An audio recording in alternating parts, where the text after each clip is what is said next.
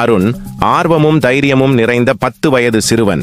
மீரா அருணின் புத்திசாலி 8 வயது சகோதரி. வெற்றி குறும்பு நிறைந்த பேசும் அணில். தாத்தா கிருஷ்ணன் பல கதைகள் சொல்லும் புத்திசாலி மற்றும் அன்பான தாத்தா. ஒரு காலத்தில் வெப்பன்குளம் என்ற சிறிய தமிழ் கிராமத்தில் பசுமை நிறைந்த வயல்களும் மலைகளும் சூழ கிராமத்தின் மையத்தில் ஒரு பழமையான ஆலமரம் இருந்தது. இந்த மரம் சாதாரணமானது அல்ல.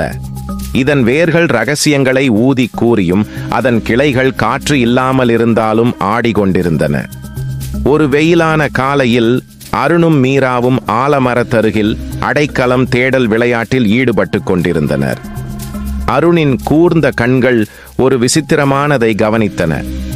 அந்த பெரிய மரத்தின் சாம்பலின் மீது சிறிய கதவு ஒன்று செதுக்கப்பட்டிருந்தது. அது விலங்குகளும் செடிகளும் பொறிக்கப்பட்ட நுட்பமான வடிவமைப்புகளுடன் அலங்கரிக்கப்பட்டிருந்தது. வெயிலின் கீழ் மெலிதாக ஒளிர்ந்து கொண்டிருந்தது. மீரா, இதை பாரு! அருண் ஆர்வத்துடன் அழைத்தான். மீரா விரைவாக ஓடி வந்து கதவை பார்த்து கண்கள் வியப்புடன் பெரிதானது. இது தெய்வங்களின் வீடாக இருக்குமோ என்று அவள் கேட்டாள் அதிசயத்துடன். அருண் கதவை மெதுவாக தள்ளினான். அவர்களை ஆச்சரியப்படுத்தும் வகையில் அது கீச்சென்று திறக்கப்பட்டது. மரத்தின் அடியில் ஆழமாக தாறுமாறாக செல்லும் ஒரு படிக்கட்டுகளை வெளிப்படுத்தியது. நாம் உள்ளே போவோமா? அருண் கேட்டான். தோழமையே காத்திருக்கிறது. மீரா புன்னகையுடன் பதிலளித்தாள். வெற்றி பேசும் அணில் அவர்கள் இறங்கிக் கொண்டிருக்கும் போது ஒரு கூச்ச சத்தம் கேட்கப்பட்டது. யார் என் மரத்தில் நுழைகிறார்கள்? ஒரு சிறிய அணில் ஒளிரும் பழுப்பு நிற செருப்புகளுடன் தங்கப்பழுப்பு குலைச்சொறி அணிந்திருந்தது. திடீரென ஒரு கிளையிலிருந்து பாய்ந்தது. உடன் இருவரையும் பயமுறுத்தியது.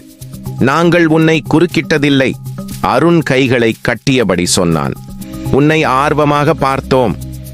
ஆர்வம் ஆபத்தானது, அணில் குளிர்ச்சியுடன் பதிலளித்தது. ஆனால் நீங்கள் இங்கு இருக்கிறீர்கள். எனது பெயர் வெற்றி, இந்த மரத்தின் காவலன். மீரா சிரித்தாள். நீங்கள் பேசும் அணிலா? வெற்றி தன்னுடைய மூச்சை கொண்டாடியது. நான் சாதாரண அணில் அல்ல. இந்த மரம் ரகசியங்களையும் செல்வங்களையும் வைத்திருக்கிறது. ஆனால் தைரியமும் புத்திசாலித்தனமும் உள்ளவர்களே அதை கண்டுபிடிக்க முடியும். நாங்கள் தைரியமும் புத்திசாலித்தனமும் கொண்டவர்கள், அருண் உறுதியாகச் சொன்னான். நாம் அதை பார்ப்போம், வெற்றி சொன்னது சற்றே சிரித்தபடி. என்னுடன் வாருங்கள். வெற்றி அவர்களை மரத்தின் உள்ளே ஒளிரும் அறைக்கு அழைத்துச் சென்றது. மையத்தில் ஒரு பளபளப்பான நீல கிறிஸ்டல் இருந்தது. இது மரத்தின் இதயம், வெற்றி விளக்கினார். இதை பாதுகாக்க 3 சோதனைகளை நீங்கள் நிறைவேற்ற வேண்டும். வேர்களின் புதிர், கிளைகளின் பாடல் மற்றும் உச்சி பகுதியின் தைரியம். முதல் சோதனை குளறுபடியான வேர்களின் அட்சய கோஷத்தில் நடந்தது. அருணும் மீராவும் புதிர்களை படித்து மையத்தை அடைய வேண்டும். எந்த வேர்களும் மேலே காணப்படுவதில்லை. மரங்களை விட உயரமாக இருக்கும். மேலே மேலே செல்கிறது, ஆனால் ஒருபோதும் வளர்வதில்லை. அருண் படித்தான். மீரா ஒரு நிமிடம் யோசித்தாள். ஒரு மலை, அவள் உற்சாகமாகச் சொன்னாள். வேர்கள் பிளந்து அடுத்த குறியை வெளிப்படுத்தின.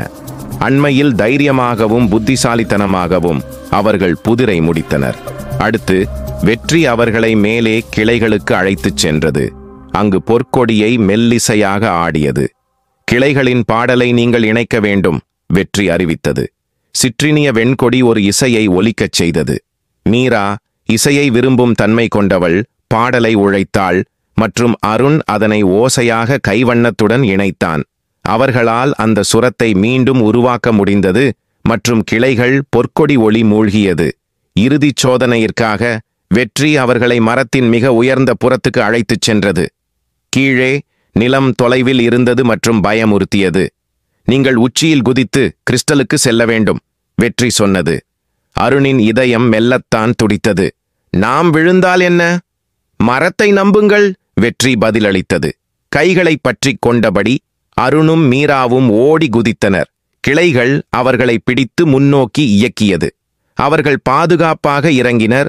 கிறிஸ்டல் பிரகாசமாக ஒளிர்ந்தது. அவர்கள் அறைக்கு திரும்பும்போது கிறிஸ்டல் மரத்துடன் இணைந்தது மற்றும் ஒரு மென்மையான ஒளி அவர்களை மூடிக்கொண்டது.